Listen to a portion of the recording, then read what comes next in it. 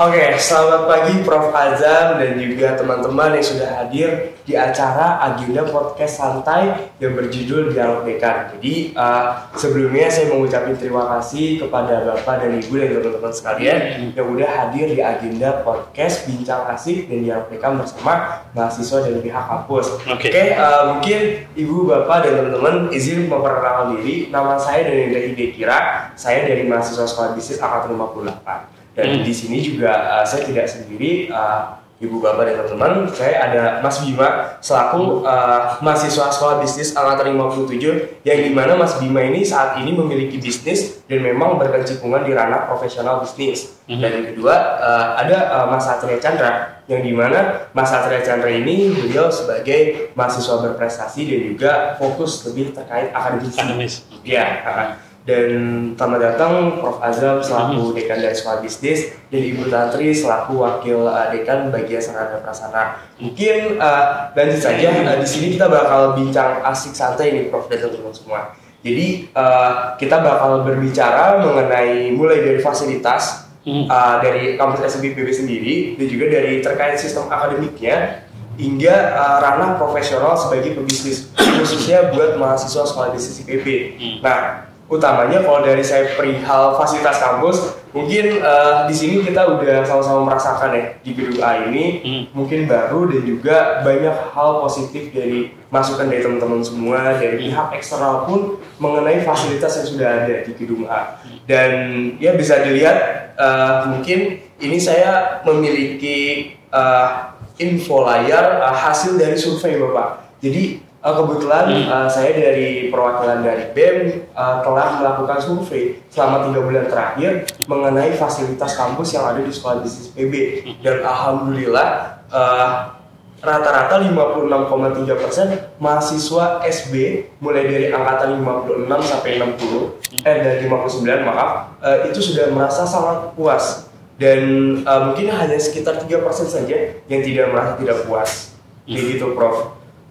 Memang berkaca dari kondisi gedung ini mungkin sangat mendukung. Yang pertama terkait kelasnya sendiri, yang dimana kita sangat nyaman banget daripada mungkin di fakultas lainnya, dan memang di Sekolah Bisnis sendiri pun memiliki luxury yang beda buat kita melakukan perihal kegiatan mengenai perkuliahan khususnya. Nah, mungkin ada satu topik nih Prof, yang memang ini menjadi hal yang mungkin kita teman-teman sama merasai, yaitu mengenai kantin sendiri yang ada di Sekolah Bisnis. Nah, kira-kira dari Prof. Azam sendiri, dari pihak kampus dan Bu Tantri, ada nggak sih yang menjadikan master planning yang menjawab dari keresahan teman-teman KMSB seputar kantin?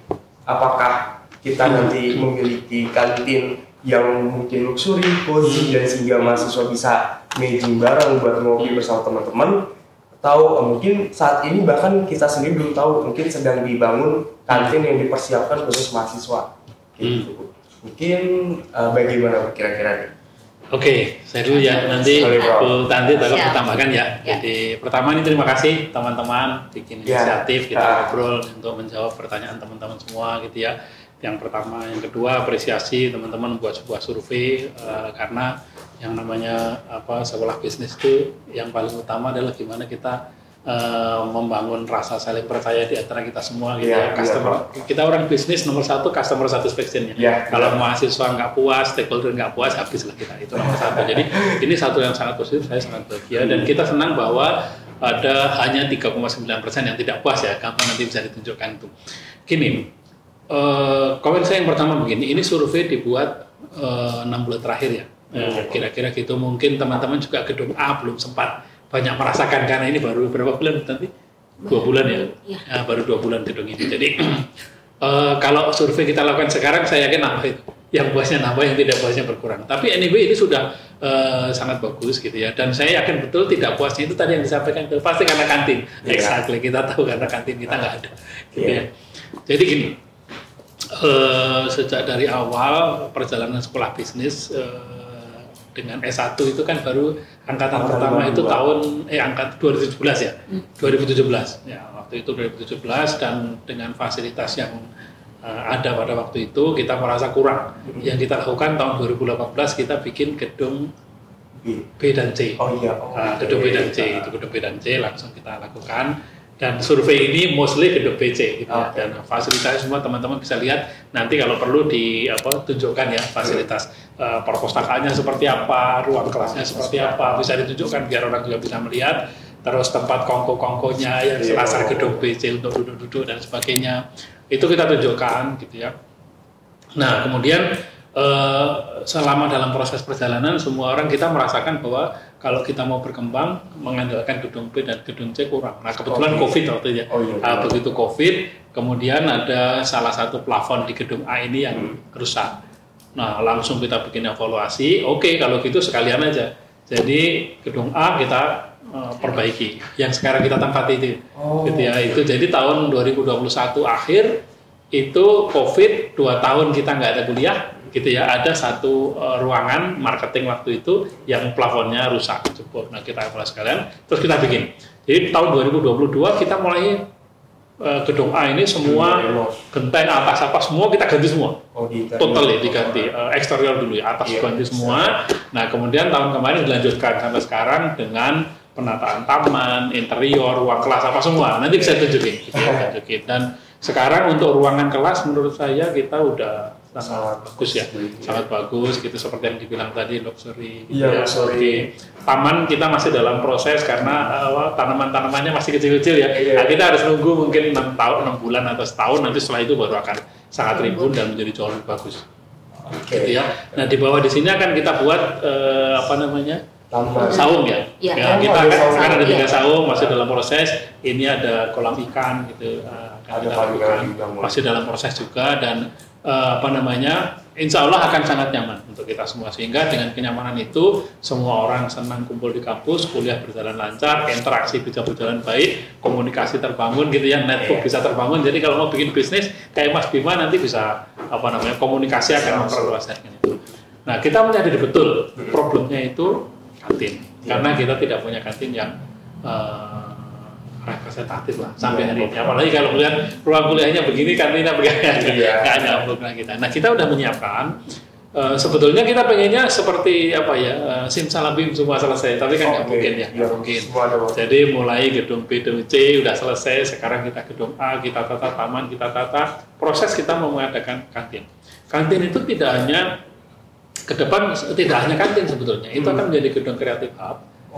Dalam jangka panjang kita bikin di sebelah sana nanti besar, tapi dalam jangka pendek kita akan bikin sekarang sudah akan kita proses. Kemarin saya ketemu Pak Rektor go deal baru kemarin Pak Rektor, gitu ya. Nah gambarnya nanti bisa ditunjukkan. Ini kerjasama dengan alumni. Nah salah satu kelebihan SB itu kan kolaborasi kita dengan luar, dengan dunia bisnis, dengan government, dengan alumni itu kita kuat sekali. Dan alumni SB itu teman-teman udah tahu. Alumni SB itu kira-kira gitu ya.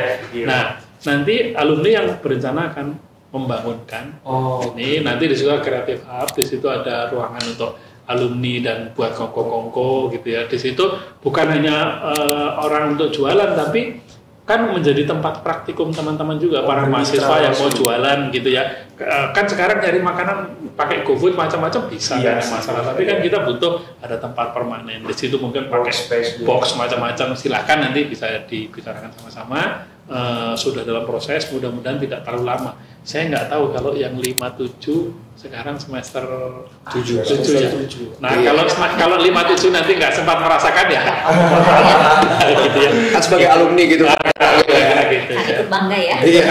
Tapi kira-kira gitu nanti boleh ditunjukkan foto-fotonya atau rencana gambarnya ada. Master plan dari building. Exactly. Ada. Master plan-nya sudah ada dan itu butuh waktu beberapa saat untuk kita mulai di gedung yang Ibu Sayang itu ya. Ibu Sayang itu akan kita renovasi. Total kita renovasi. Kira-kira gitu ya. Bu Tanti mau ditambahkan? Ya, mungkin sedikit menambahkan ya. Tadi seperti yang disampaikan oleh Pak Dekan, memang masalah kantin ini tidak hanya untuk mahasiswa. Kami pun dosen, pegawai juga sama ya. Nah, sehingga barangkali ini juga menjadi sesuatu yang urgent yang sudah kita pikirkan dan tadi disampaikan oleh Pak Azam, insya Allah akan dibangun, hanya perlu bersabar. Karena kan proses itu tidak mudah ya dari sisi administrasi, pengadaan dan lain sebagainya. Ini perlu waktu, perlu persiapan, dan nanti tentunya konsepnya itu akan disesuaikan dengan konsep seperti sekarang lah. Ya, anak-anak sekarang milenial cozy gitu ya. Jadi di situ bisa sambil makan atau sambil ngopi tapi sambil bisa kerja. Ya, jadi konsepnya seperti itu. Dan kemudian nanti mungkin dalam jangka panjang itu kita akan membangun yang creative hub itu di sebelah sana yang lahan kosong antara kita dengan dulu Vokasi. bekas perpustakaan Vokasi ya. Nah, di situ ya.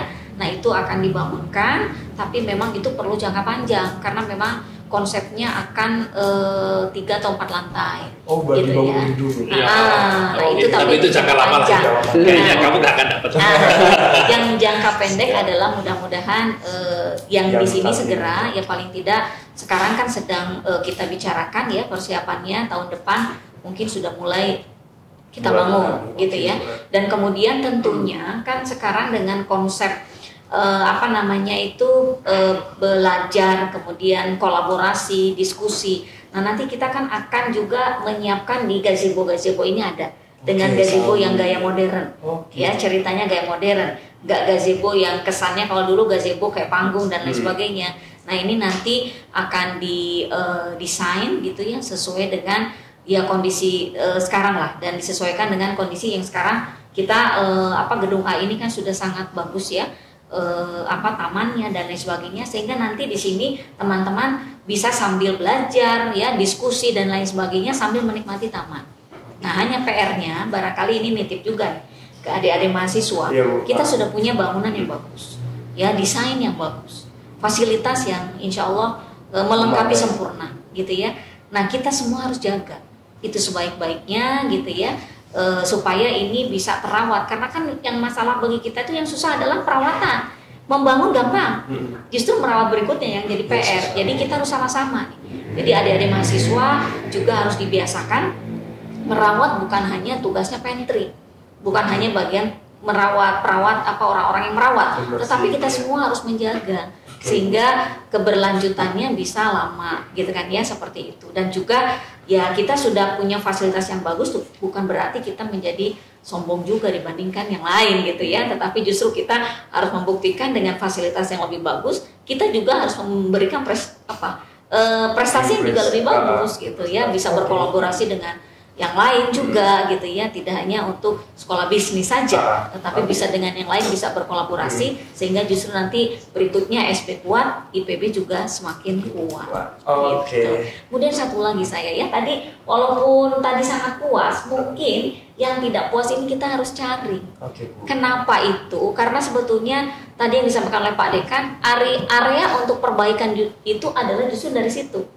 Nah, apakah mereka salah persepsi atau hanya karena kantin atau ada sesuatu yang lain yang mungkin itu sebenarnya harus kita cari, ya, supaya paling tidak ya yang tidak puasnya 0, misalnya kan gitu ya, kurang dari 1%, karena kita sekarang sudah semakin lengkap dan semakin bagus fasilitasnya gitu. Nah, ini apa yang kira-kira menurut responden atau mahasiswa ini yang masih dianggap tidak puas? Gitu terkait dengan fasilitas. Kemudian tadi revisi, nama saya Tanti bukan Tantri ya. Tanti. Kemudian yang kedua, kalau Tantri itu kotak. Gitu ya. Terus yang kedua bagian sarana prasarana itu salah satu bagian. Jadi lengkapnya adalah sumber daya, kerjasama, pengembangan. Jadi kalau cerita sumber daya, di situ ada orang, ya kan, ada uang, terus di situ ada fasilitas memang ya, kemudian nanti kerjasama dengan pihak luar gitu ya, terus nanti ke depan arah barangkali dari sisi sarana prasarana tadi ya, pengembangan SB. Nah itu ya, supaya jadi lebih tahu nih ke yang lain juga ya. Dari tadi kita udah tahu ya, nanti mungkin SB sendiri itu bakal ngebuat kayak building creative hub dan juga bahkan mempersiapkan lebih dari sekedar kantin, yang dimana tidak hanya cuma kita membeli makan, tidak hanya cuma kita sebagai tempat makan, tapi sebagai kita juga representatif mungkin dengan orang lain untuk berkumpul, untuk bermitra dan lain-lain. Mungkin cocok banget selanjutnya mungkin bisa dari Mas Satria Chandra, Bapak Ibu. Jadi Mas Satria Chandra ini adalah mahasiswa sekolah bisnis yang memang dia antusias banget ikut perlombaan mengenai berkecimpung di akademisi, dan juga Mas Satria Chandra bukan sekarang juga calon mahasiswa berprestasi. Nah, mungkin dari Mas Satria Chandra kira-kira gimana nih Mas? Ada nggak hal yang ingin disampaikan ke pihak kampus dan juga kita untuk sama-sama membangun kampus kita ini? Oke, makasih Mas Daniel. Jadi betul Bapak, saya dan teman-teman di SB itu banyak yang berkecimpungan di dunia prestasi atau perlombaan. Sebenarnya dari SB sendiri sudah sangat mendukung sih Pak. Misal kalau kita butuh ruangan itu bisa dipinjam gitu. Misal pada hari lomba tersebut membutuhkan ruangan untuk presentasi itu bisa difasilitasi. Cuman mungkin ada beberapa hal yang ingin saya sampaikan itu Bapak. Karena kalau di fakultas lain kan ada tuh organisasi pengembangan mahasiswa yang fokusnya tuh di prestasi gitu Bapak. Nah kalau di SB sendiri kira-kira mungkin nggak sih Pak dibuatkan seperti itu atau ada yang sejenisnya? Ya, oke, terima kasih. Kita tentu nomor satu ingin mendukung semua keinginan teman-teman mau berkembang ya. Berkembang dari sisi akademik kita akan dukung, pada prinsipnya kita akan dukung dengan segala effort yang kita miliki. Fasilitas tadi sudah kita bahas, kita berikan yang terbaik dalam segala hal gitu ya. Kemudian dukungan dari akademik kita akan berikan yang terbaik. Namanya sekolah bisnis, di luar mikir akademisi, mikir bisnis kan. Ada yang pengen ke arah bisnis, kita dukung sebaik mungkin. Apapun kita bisa lakukan, termasuk pengembangan prestasi. Kalau kita lihat dari si prestasi, misalkan kemarin baru kita dapat data baru kemarin ya. Tahun-tahun sebelumnya PKM biasanya kita cuma 1 gitu ya. Tahun ini 4, itu udah pengembangannya. Kalau yang menang lomba di level nasional maupun internasional, udah banyak sekali lah. Silahkan dilihat aja, udah banyak sekali jumlahnya. Bahkan kadang-kadang SB menang lagi gitu ya, banyak sekali. Padahal kalau dilihat dari jumlah mahasiswa kita tidak terlalu banyak. Dilihat dari jumlah dosen apalagi, dosen kita tidak banyak gitu ya. Dosen kita totalnya paling sekarang berapa Bu Tanti? 40 ya, 40-an itu pun ada 16 yang masih sekolah. Jadi dosennya sedikit banget dibandingin dengan fakultas di Dharmaka. Di Dharmaka satu program studi aja itu bisa 80 dosennya. Kita satu fakultas setengahnya mereka gitu ya. Nah, kita akan berikan tentu dengan constraint ketersediaan yang ada gitu ya. Pertama, siapa yang secara spesial mendampingi teman-teman untuk yang kaitan dengan lomba-lomba itu kan ada Kang Astar ya, itu yang rutin, ada Bu Nana, ada Bu Lokita, ada Bu Alfa gitu ya. Itu kita lakukan secara rutin dari sisi kelembagaan. Kemahasiswaan ada komisi kemahasiswaan ada Bu Alfa sekarang ya. Nah kalau yang namanya kemahasiswaan mau lomba-lomba itu kan dibutuhkan kerjasama dengan alumni, mau jualan ini itu, mau minta dukungan ini itu gitu ya. Itu di situ kita menempatkan Kang Astar sebagai komisi bagian alumni menjembatani. Silakan semuanya dimanfaatkan gitu ya. Silakan semua dimanfaatkan. Kalau perlu dukungan apapun silakan disampaikan, kita bisa diskusikan. Itu yang sekarang kita bisa lakukan. Nah, apakah kita akan membentuk misalkan kayak di fakultas lain itu ada ini khusus? Ya fakultas lain kayak FMIPA itu 10 departemen. Gitu ya. Satu departemennya FMIPA itu dosennya lebih banyak daripada satu fakultasnya di SB. Jadi mereka nyuruh orang gampang sekali. Gitu. Orangnya banyak. Di kita kalau suatu saat orangnya banyak dan memungkinkan, why not? Kita lakukan sesuai dengan kebutuhan ya, nggak ada masalah sama sekali, kita senang aja. Kalau sekarang misalkan belum ada seperti itu, pertama mohon dipahami kita fakultas baru.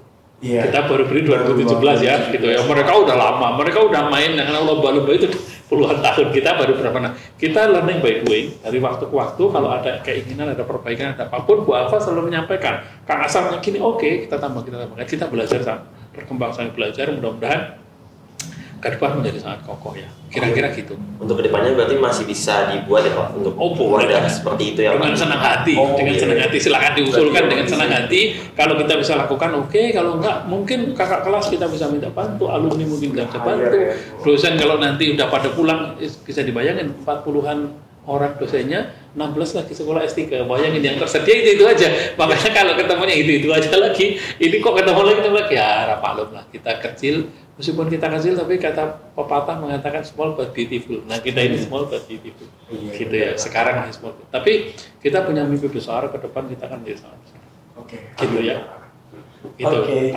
Ada ini lagi Mas. Masukan lagi. Mungkin ada lagi sih Pak. Terkadang kan kalau pas perlombaan tuh biasanya timelinenya itu agak mendadak gitu ya Pak. Nah kita tuh sebenarnya suka untuk meminjam ruangan, tapi agak dadakan gitu Pak. Nah itu apakah ada semacam pengecualian gitu Pak? Misal kalau pinjam ruangan dadakan tuh diperbolehkan gitu kalau untuk perlombaan? Ini kan kalau di masa lalu, maksudnya di semester kemarin, Anda tahu kita baru bisa menggunakan gedung B, gedung C. Jumlah gedungnya, jumlah ruangannya itu aja, nggak ada yang lain. Sementara kuliah, mahasiswa segala macam kan banyak kita ya perkuliahan. Jadi kalau mendadak, kalau nggak ada ruangan, sebetulnya bukan berarti mendadak nggak boleh, boleh aja kalau ruangannya ada. Nah, kalau mendadak terus ruangannya nggak ada ya sorry itu sih kan gitu kan, itu ya. Nah tapi dengan berfungsinya sekarang di di gedung A ini banyak ruangan nambah, jadi akan menjadi lebih mudah gitu ya. Bahwa diminta kalau bisa jauh-jauh hari seminggu sebelumnya atau apa. Kenapa? Karena dengan itu kita ada jaminan kalau seminggu kita bisa mencarikan dengan mudah. Kalau mintanya sekarang untuk besok, kalau udah nggak ada ya salah. Kalau ada kita bisa. Nah, dengan tambahnya gedung sini di kompleks gedung A ini ruangan menjadi bertambah, gitu ya. Ini bisa digunakan. Kan? Yang dulu ini nggak ada kan? Ada di sana ada 2 ruang collaboration. Yang dulunya nggak ada, sekarang bisa digunakan. Ada ruang-ruang kelas yang relatif lebih banyak yang bisa digunakan. Jadi saya kira apapun Anda butuh tinggal sampaikan aja. Kalau ada fasilitas, ada kesempatan, nggak mungkin kita nolak. Nggak mungkin kita nolak. Kalau kemudian kita bilang waduh nggak ada ruangan, ya tolong dipahami, jangan dikatakan kita nggak mau mendukung. Kalau emang udah nggak ada ruangan, bagaimana gitu ya? Gitu. Nah, tapi kalaupun nggak ada ruangan, bukan berarti Anda nggak bisa diskusi kan? Mau di selasar boleh, di katakanlah di atas yang sekarang yang dulunya akademik sekarang kan dipakai untuk meja-meja kalau orang mau makan duduk ngobrol juga bisa ya, bisa nggak ada masalah. Anda bisa pakai di perpustakaan ada meja-meja yang bisa pakai diskusi, nggak ada masalah sama sekali gitu ya. Jadi apalagi nanti kalau di sini ada sebentar lagi kita akan bikin 3 saung ya. Iya, gazebo bisa dipakai. Bukan hanya gazebo, di bawah pohon-pohon yang sekarang mau tumbuh itu kita kasih kursi-kursi. Anda bisa diskusi. Nggak ada masalah sama sekali. Jadi jangan pernah berpikir ini menjadi kendala, bukan. Justru menurut saya di setiap kesulitan itu kita akan menemukan jalan penyelesaian. Gitu. Secara prinsip ya, filosofis. Nah, detailnya monggo Bu Tanti. Ya. Mungkin gini, intinya adalah kita akan coba fasilitasi, ya kita akan coba fasilitasi sebisa mungkin. Nah, tapi dengan catatan tadi, yang penting adalah komunikasi, ya komunikasi. Jadi kalau misalnya tiba-tiba ada yang mendadak, ya tetap harus dikomunikasikan ke siapa, ya ke siapa. Nah ini tentu kan ada di bagian sarana prasarana, ada KTU, misalnya kan gitu ya. Nah itu silakan. Sehingga nanti kita bisa carikan ruangannya seperti yang disampaikan oleh Prof. Ajeng tadi. Mungkin selama ini waktu ini belum beroperasi itu sangat terbatas, sehingga kalau ada geser-geser sedikit itu sangat susah, kecuali misalnya sore kan gitu. Nah tetapi kalau sekarang peluangnya lebih besar gitu ya, peluangnya lebih besar. Yang penting adalah komunikasi, kemudian kita akan coba fasilitasi sebisa kita. Nah kita tadi kembali lagi adalah bagaimana cara mengkomunikasikan dan juga memanfaatkan dengan yang ada ini dengan semaksimal mungkin. Nah tadi saya sepakat dengan Prof. Ajeng, justru biasanya dengan adanya keterbatasan, misalnya tadi dosen kita masih terbatas, tapi ternyata saya lihat prestasi SD banyak. Nah ini kan menjadi sesuatu hal yang bagus. Nah nanti begitu nanti justru tambah banyak dari sisi dosen, dari sisi fasilitas, ini nanti jangan sampai membuat kendor, justru harus lebih semakin bagus gitu ya. Nah kemudian tadi terkait dengan istilahnya wadah atau apa, sebetulnya itu bisa dibicarakan gitu ya. Tetapi mungkin dari sisi keformalan, nah ini mungkin tidak harus selalu formal, tetapi sekarang juga kan sebenarnya berjalan.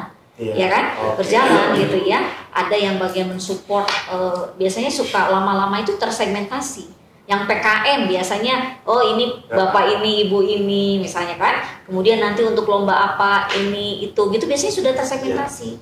Ya, dan tentunya kan teman-teman juga dengan berjalannya waktu bisa merasakan dan bisa melihat yang nyaman, yang ternyata bisa. Karena kan mengayomi kegiatan-kegiatan mahasiswa itu mungkin tidak semua bisa. Tetapi kita perlu tahu gitu bahwa ternyata yang ngopenin dengan baik, kemudian bisa berkomunikasi. Nah teman-teman bisa merasakan itu dan itu dimanfaatkan, gitu ya semaksimal mungkin, gitu. Seperti itu.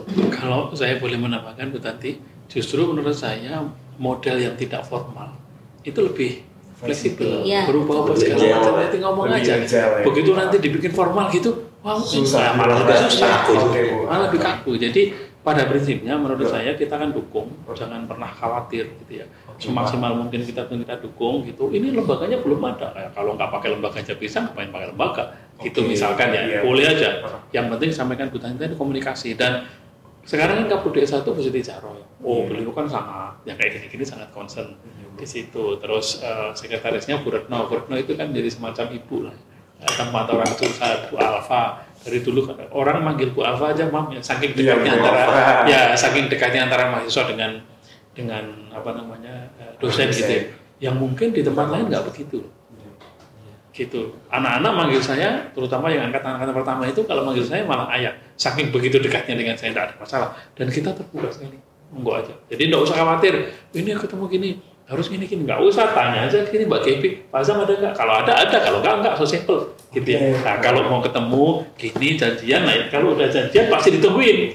Gitu ya. Nah, kalau nggak janjian, ya. Sembari dinikmatin. Ya, oke. Ya. Kalau nggak janjian, kamu datang ke sini, saya nggak ada, ya terima aja, sayanya nggak ada gitu. Tapi kalau saya ada, nggak perlu itu, janjian gini, nggak datang, nggak aja, Pak Azam saya mau ngobrol, masuk aja. Kalau mau ngobrol 3-4 orang, masuk ke ruangan saya bisa gitu. Kalau nggak ada ruangan di mana-mana, pengen diskusi, ruangan saya bisa dipakai, nggak ada masalah. Gitu. Jadi nggak usah terlalu dipikirin hal yang sifatnya formal, kalau itu malah mengikat. Berarti SB sebenarnya sangat mendukung ya Pak? Nggak usah khawatir. Ya, nggak usah khawatir. Kita support. Jadi begitu Mas Satria Chandra. Jadi memang dari segi fasilitas dan support dari sekolah bisnis pun kita sama-sama terbuka, dan dari pihak kampus pun welcome sekali. Bahkan kalau misalnya itu kita lebih fleksibilitasnya lebih tinggi, boleh secara non formal. Gitu. Mungkin dari Mas Satria mau ada lagi yang ingin disampaikan? Mungkin dari saya sebenarnya udah cukup sih. Udah cukup. Baik Pak. Tadi kan Bu, kita udah berbicara terkait fasilitas yang udah ada di SB. Memang, dan saya juga sudah melakukan survei, memang rata-rata hampir secara keseluruhan mahasiswa KMSB itu sangat puas sekali, terutama mengenai fasilitas kampus. Keluarga mahasiswa. KMSB, keluarga mahasiswa KMSB. Dan mungkin di sini ada beberapa pembahasan dari teman-teman, khususnya ada yang menanyakan Pak. Jadi mungkin memang dari fasilitas kita sudah menunjang sangat bagus sekali, exactly banget. Tapi terkadang ada akses dan perubahan jadwal yang terkesan dadakan gitu Pak di dalam perkuliahan secara administratifnya. Nah, dari sudut pandang Bapak seperti apa untuk menanggapi hal-hal yang administratifnya itu agak sedikit terlambat, dan juga agak sedikit bentrok dan lain-lain. Secara prinsip kita pengennya tidak terjadi pergeseran jadwal, gitu ya. Bahkan kita punya standar ISO, pergeseran jadwal secara keseluruhan itu maksimal 10%. Kalaupun ada pergeseran jadwal maksimal 10%. Kalau lewat 10% kita kena sprint, gitu ya. Secara prinsip, per filosofi kita tidak ingin ada perubahan jadwal. Tapi seperti yang saya bilang tadi, dosen kita nggak banyak, gitu ya. Dan kamu tahu sendiri dosen kita itu kepake di mana-mana. Gitu ya. Sering. Orangnya nggak banyak, kepake di mana-mana. Yang di IPB kepake di mana-mana, gitu kan? Kita bukan orang yang bebas merdeka. Saya gitu, kadang-kadang, waduh sorry ya geser jadwal. Ya kalau tiba-tiba saya dapat panggilan yang nggak bisa ditolak, nah yang kayak gini kadang-kadang kita geser. Kalaupun ada pergeseran jadwal, pun biasanya gini. Kalau misalkan saya harusnya ngajar, saya nggak bisa, saya kan minta Bu Tanti bisa gantiin saya dalam satu tim, supaya tidak terjadi pergeseran jadwal. Tapi tidak semuanya bisa juga. Begitu kita ngomong misalkan yang angkatan 57 mungkin udah pernah dapat negara dan bisnis, dapat mata kuliahnya, udah ya? Sudah. Setiap orang bisa ngajar mata kuliah itu? Iya. Nggak bisa. Dalam satu ini aja, ngomong tertentu misalkan saya tentang internasional politik, kaitannya dengan bisnis. Saya nggak bisa minta tolong ganti? Nggak bisa. Karena ada beberapa mata kuliah itu demikian sangat ya Anda ngerasain lah gitu. Global business gitu, semua orang bisa ngajar global business? Ya enggak lah, dari mana gitu ya. Gitu. Jadi kalau bisa kita tanggulangi, kalau enggak terpaksa ya udah sorry ya kita harus geser jadwal. Gitu. Tapi geser jadwal itu kenapa enggak dari jauh-jauh? Ya kalau dari jauh-jauh ngapain digeser? Kalau saya masih bisa ganti jadwalnya ya saya ganti. Justru geser jadwal mendadak itu kenapa? Karena ada permintaan mendadak, tiba-tiba kita ada undangan mendadak yang kita nggak bisa ganti. Nyari orang nggak bisa, baru terpaksa diganti. Gitu filosofinya. Jadi kalau boleh milih sih, ngapain ganti jadwal? Kurang kerjaan apa? Gitu. Gitu ya Mas. Jadi kita berharap ke depan yang paling ideal itu ada mata kuliah apapun semua dosen bisa masuk. Jadi nggak perlu ada ganti dosen bisa. Tapi artinya kalau semua orang bisa ngajar, ya ilmunya rata-rata aja itu nggak hebat-hebat amat gitu loh. Justru kita pengen ngasih yang sangat nah kalau udah kayak gitu kan spesifik toh. Yang namanya orang bisa olahraga semuanya dalam segala bidang, ya dia bukan ahli. Nggak ada. Kalau misalkan kita tanya Mike Tyson aja hebat dalam tinju gitu, suruh tenis bisa nggak? Ya nggak bisa lah ya. Gitu. Kan gitu ya. Jadi nggak ada orang hebat dalam segala hal, itu nggak ada. Ngomong misalkan apa yang Bu Lin ngajar apa itu marketing inovatif gitu ya. Nah itu marketing. Saya kan nganggur, saya suruh ngajar, ya nggak bisa lah, saya ngajar apa di situ, ngerti apa saya tentang inovasi marketing. Kalau saya ngajar berarti yang diajarin malah nggak terlalu bagus. Kalau harus terpaksa ganti itu. Nah, ada ilmu yang ini kan setiap saat berkembang terus ya, cepat sekali sehingga memang kadang-kadang satu mata kuliah itu kan udah ada tim minimal 2 orang ya, bahkan kadang-kadang 3 orang pengajarnya gitu ya. Begitu saya nggak bisa geser yang lain kan, ini nggak bisa ya. Tapi kalau misalkan ini udah nggak bisa, kan nggak mungkin pindah ke yang lain gitu. Nah problemnya adalah kelas kita kan banyak. Sekarang kelas angkatan berapa yang sekarang kelas? Ya 4 paralel kan. Kita aja 4 paralel. Satu angkatan 4 paralel. Dosennya nggak banyak gitu. Jadi akhirnya kalau tadi pergeseran macam-macam juga berbeda. Semuanya mungkin sama ya Pak. Berarti gitu. Terjawab dari teman-teman. Kenapa sih kadang kalau misalnya jadwalnya tiba-tiba mendadak geser? Ya karena kita semua tahu segmentasi dari dosen-dosen ini sudah ada keahliannya dan nggak mungkin tiba-tiba diganti orang lain gitu. Hukum internasional ataupun memasar inovatif kan itu sangat berbeda. Apalagi kalau kita saintis kayak seperti statistika bisnis dan juga disuruh ngajar memasar inovatif kan itu agak sedikit. Kalau yang kosong itu statistika bisnis misalkan siapa Bu Linda atau Bu Anita nggak bisa, terus Pak Sam bisa nggak? Kalau itu ya saya bisa lah masuk seketika karena saya ngerti kan. Tapi kalau tema mata kuliahnya apa? Yang tadi inovatif marketing misalnya atau tema yang lain yang saya nggak ngerti, saya nganggur tapi suruh ngisi, ya nggak bisa ngisi apa sih gitu. Itu ada tambahan Bu Tanti? Sudah cukup, jadi itu aja intinya memang ada kekhususan dan juga ada kondisi yang mengharuskan ternyata kita misalnya harus ada panggilan, ada apa. Nah itu kan yang akhirnya membuat mendadak. Nah itu yang mungkin sulit kalau tiba-tiba mendadak juga minta tolong ya nanti ngajar jam 2. Nah kan nggak bisa juga. Sementara kita harus datang. Nah itu terpaksalah harus di reschedule. Dan itu menurut standar ISO kita maksimal 10%. Cuman problemnya kita selalu melihat kan, satu aja digeser itu, aduh ini gimana sih, udah kesal dulu kita gitu ya. Mungkin tadi udah bicara mengenai administratif juga keresahan dari fasilitas juga udah banyak banget yang kita bahas. Mungkin Pak ada satu lagi nih dari teman kita, mahasiswa sekolah bisnis sendiri, Bang Bima. Dia memang berkecimpungan di dunia pebisnis dan dia juga selaku chairman yang dimana wadah buat teman-teman KMSB buat meranah fase terjun di profesionalitas bisnis, khususnya di consulting, investment dan lain-lain. Nah Bang, gimana nih Bang? Ada nggak sih hal yang kepengen disampaikan ke pihak kampus sekiranya itu untuk menunjang dari hal yang berkecimpungan di Bang Bima sendiri? Baik, terima kasih Mas Danen atas kesempatannya. Terima kasih juga Pak Azam dan Ibu Tanti untuk kesempatannya. Jadi saya sangat berterima kasih dan sangat bersyukur gitu sudah sekolah di SB ini karena environment-nya juga sangat mendukung untuk mindset sebagai pebisnis gitu ya, Bapak dan Ibu, dan dosen-dosen juga. Kalau boleh tahu udah bisnis apa ya? Iya, jadi saya sempat berbisnis, jadi kayak dompet kulit gitu Pak. Nah, tetapi saya ini sekarang sebenarnya lebih ke, kan saya sekarang menjadi chairman dari ABES Pak. ABES ini ya Association of Business and Entrepreneurship Student, jadi memang hima untuk teman-teman yang mau di ranah bisnis gitu. Nah, saya lebih approach saya ke hima ini itu untuk teman-teman bisa merasakan environment bisnis itu seperti apa gitu. Jadi menurut saya memang kalau memang mau berbisnis gitu ya dari SB itu saya melihatnya masih harus sedikit mandiri gitu Pak.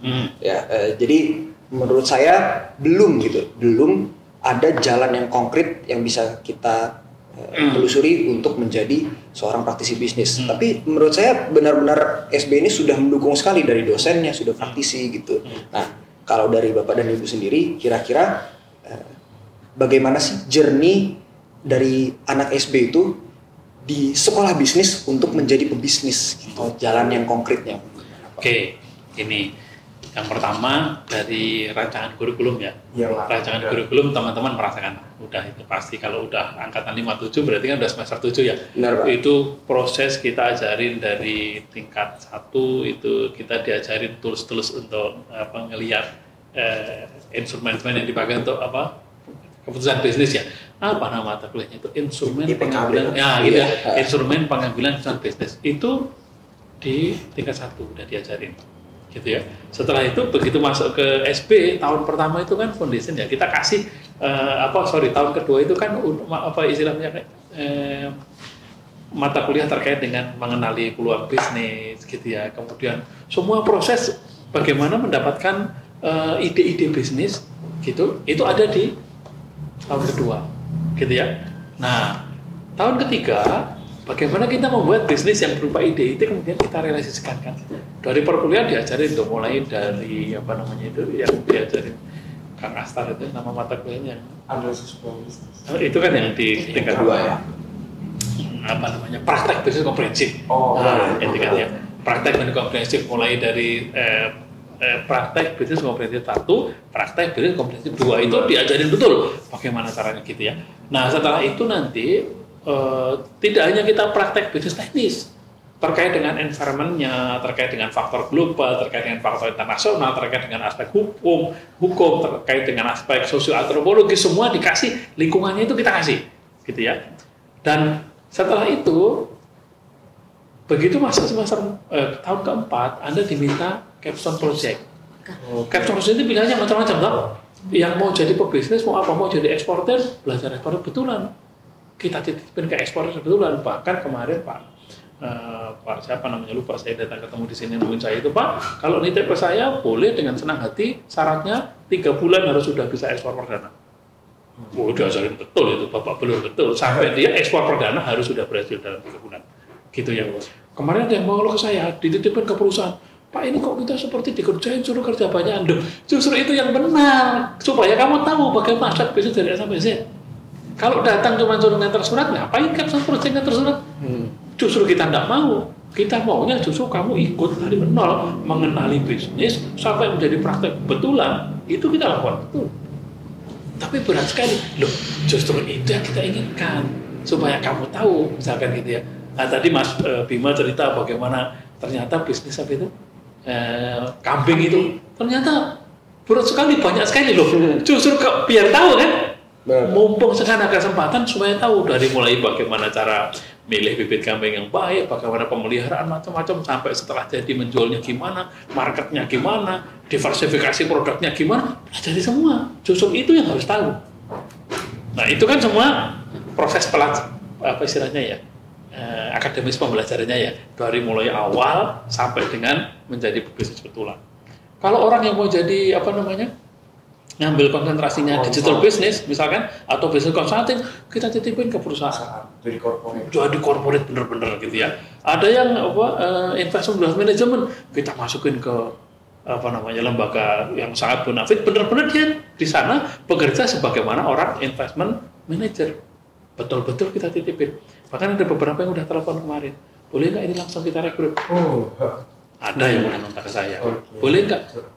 Ya kalau itu kan dia lantaran dia dengan mahasiswa aja kan. Kalau anaknya mau, kenapa tidak kan? Buat kita senang. Artinya apa? Selama ini yang kita lakukan proses pembelajarannya oke, begitu masuk diapresiasi. Menjadi semacam manajemen training boleh nggak? Boleh dengan senang hati gitu ya. Kalau yang pengen jadi pebisnis gimana? Nanti dibutuhkan network macam-macam. Kita lagi rancang, bahkan sudah kita mulai beberapa udah jalan. Justru disitulah Kang Astar kita tempatkan komisi kerjasama dan himpunan alumni itu. Kita ada koordinasi dengan himpunan alumni. Semua alumni kita siap untuk membantu, gitu ya. Dalam banyak hal siap untuk membantu, termasuk yang tadi kita bilang, yang mau bangun kantin itu alumni. Nah di situ nanti kita manfaatkan, ayo kolaborasi dengan alumni. Saya mau belajar misalkan dalam bisnis sektor tertentu, ketemu dengan mereka, belajar ke mereka. Kalau perlu nanti ikut bekerja dulu mereka, nyantri di mereka, gitu ya. Ada bimbingan saya angkatan 52. Oke. Nah, itu sekarang punya bisnis travel biro apa segala macam. Kantornya aja udah di segitiga emas SCBD Jakarta. Oh, oke. Padahal kamu tahu kan angkatan pertama kita angkatan berapa? 52. Udah banyak kantor. Kemarin waktu kita di Padang ngobrol-ngobrol, gitu ya, ada alumni kita yang baru lulus. Bisnisnya di mana? Pertambangan. Oke. Udah punya network yang luar biasa. Yang gitu-gitu kita senang. Cuman harapan kita satu. Orang tua ngirim Anda ke sini itu untuk sekolah jadi sarjana. Nah banyak di antaranya begitu kuliah ngerti bisnis, dapat duit macam-macam, kuliahnya ditinggal. Kalau gitu saya sebagai orang tua sedih ya. Kalau gitu. Lu enggak. Takutnya juga. Ada yang sampai saya marah-marahin itu. Anaknya pintar gitu ya. Sibuk bisnis macam-macam sampai dipanggil-panggil nggak lulus-lulus gitu ya. Begitu kita lulus bagus karena ini di Singapura sekarang. Nah cuman harus lulus lah gitu ya sebagai orang tua. Kalaupun nanti kamu udah kuliah dapat bisnis banyak segala macam menghasilkan uang macam-macam, boleh nggak? Boleh, siapa yang larang?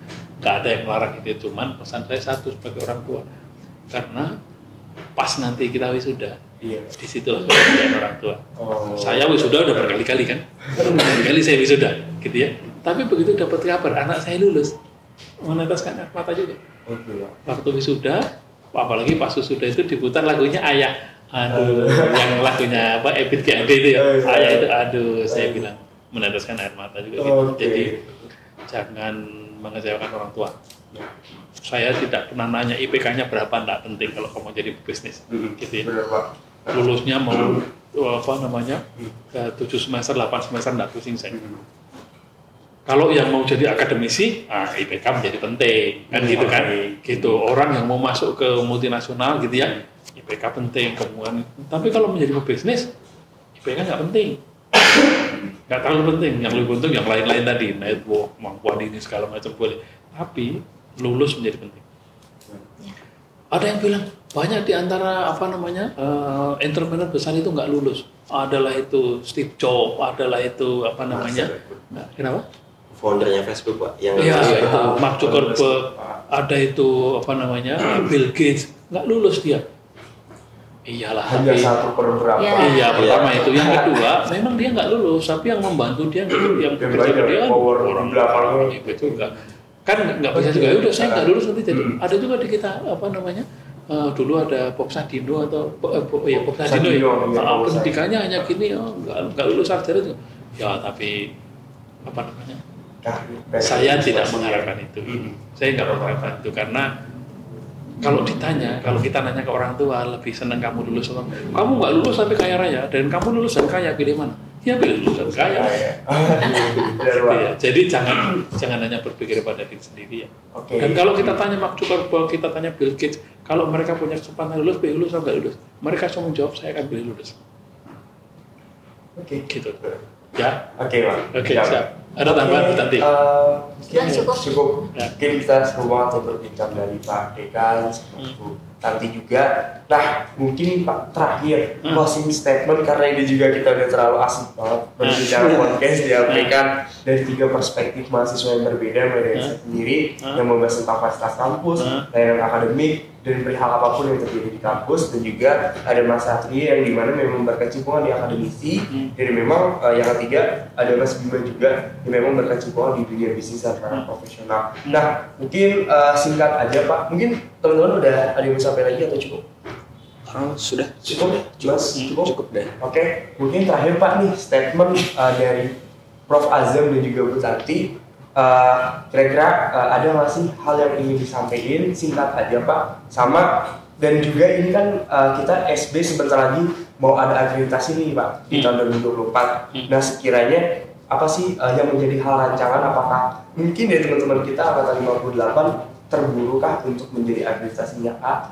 Atau mungkin ada rancangan lain? Dan sekaligus menutupi dari rangkaian podcast Dialog Dekan ini, terakhir mungkin dari Prof. Azam dan Bu Tanti. Oke, pertama terima kasih ya teman-teman punya inisiatif dan kita senang ketemu. Oh masih ada 3,9% yang tidak puas. Oh senang kita. Justru kata Bu Tanti tadi itu area improvementnya yang kita akan cari. Kalau ada 9% yang puas, itu mah tinggal kita maintain kan, gitu. Tapi yang justru 3,9% tidak puas itu yang menjadi catatan saya. Terima kasih sekali. Kita akan jadikan bahan untuk selalu improve ke depan, gitu ya. Yang kedua tadi saya sudah sampaikan, nomor 1, kamu mau jadi apapun silakan, yang penting halal gitu ya, tapi lulus harus, karena itu kebahagiaan orang tua, gitu ya. Terus di sini kita menekankan yang paling utama, bangunlah network yang ini ya, dengan semua teman itu kalian nggak bersaing dengan teman sendiri. Iya, Pak. Kalau dulu itu kita bilang persaingan, saya nggak senang dengan persaingan. Kalau kita bisa kolaborasi ngapain bersaing? Iya, benar sih Pak. Gitu. Saya hidup tapi kemudian Mas Bima nggak hidup kan nggak bagus tuh. Mending bagus Mas Bima hebat, saya hebat kan gitu kan? Gitu. Jadi kita saling mendukung, ayo gitu, dengan alumni, dengan dosen, dengan teman sekelas gitu. Dan kalau ada kesulitan teman-teman yang punya kesulitan, kita nggak bisa ngelihat sampai sedetail itu, teman-teman lihat sampaikan kita akan bantu. Gitu ya. Dan selama ini kita selalu begitu, jangan sampai ada masalah gitu ya. Dan terkait dengan akreditasi, kita akreditasi akan habis bulan Juli tahun depan. Kalau saya tidak salah, Juli tahun depan kita sedang persiapkan semua dokumennya, gitu ya. Dan kita sangat berharap kalau dengan apa yang ada kita cukup optimis, gitu ya. Itu ya memang kan kita nunggunya habisnya bulan Juli, gitu ya. Jadi sampai akhir tahun kita akan lakukan. Mudah-mudahan kalau yang lulusnya bulan Juli tahun depan sih, Insya Allah ya Pak. Kita sih cukup pasti Insya Allah. Nggak ada yang bisa memastikan karena kepastian itu hanya yang kuasa yang bisa memastikan ya. Tapi kita lakukan dengan yang terbaik selama ini. Kalau kemarin kenapa nggak akreditasi yang pertama nggak mungkin karena lulusan nggak ada waktu itu. Tapi yang kemarin itu nggak tapi skornya udah mepet ke A. Padahal masih ada satu borang yang kosong nggak diisi. Kalau sekarang satu borangnya semua terisi, kayaknya kok tidak ada alasan untuk tidak gitu ya. Gitu. Apalagi dengan kinerja yang sekarang kita semua tahu, dengan komentar semua. Dan kalau di dalam bahasa orang ekonomi itu kan market mechanism berjalan ya. Kalau kita nggak bagus, nggak ada yang mau masuk, gitu. Nggak ada yang percaya sama kita. Tapi faktanya apa? Masuk sini rebutan. Gitu kan. Terus alumni kita diterima di mana-mana nggak? Kita tahu sendirilah gitu. Kemarin itu saya dapat WA dari PHQ. PHQ itu angkatan 52 kalau nggak salah. 52 pertama ya. Terima kasih doanya gini-gini, supportnya. Beliau dapat diterima di 3 universitas di luar negeri, dapat biaya. Terus ada Sandra Uno kasih tahu juga, gitu ya. Jadi angkatan yang pertama, waktu mereka masuk ke sini nggak ada akreditasi. Waktu masuk ya, pas lulus akreditasinya B. Tapi kinerjanya begini. Nah sekarang setelah sekian tahun kita belajar, tahun depan akreditasi lagi, lebih bagus nggak? Bisa lebih bagus. Kalau nggak lebih bagus ada yang salah itu. Mungkin dari Ibu tadi ada closing statement Ibu singkat. Ya, saya sedikit aja. Intinya adalah manfaatkan masa mahasiswa ini dengan sebaik-baiknya. Karena ini tidak akan terulang. Dan pada saat mahasiswa ini juga sekaligus pembelajaran dalam semua hal. Ya, kemudian mengasah juga kira-kira passionnya di mana, itu juga saat ini. Sehingga nanti kita bisa memutuskan nanti ke depannya mau ke arah mana. Dan tadi saya sepakat, kalau misalnya ini persembahkan paling tidak lulus itu untuk orang tua.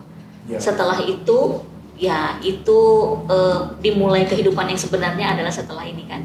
Jadi dengan berbagai fasilitas yang ada, kesempatan yang ada, itu manfaatkan sebaik-baiknya untuk membentuk diri teman-teman semua.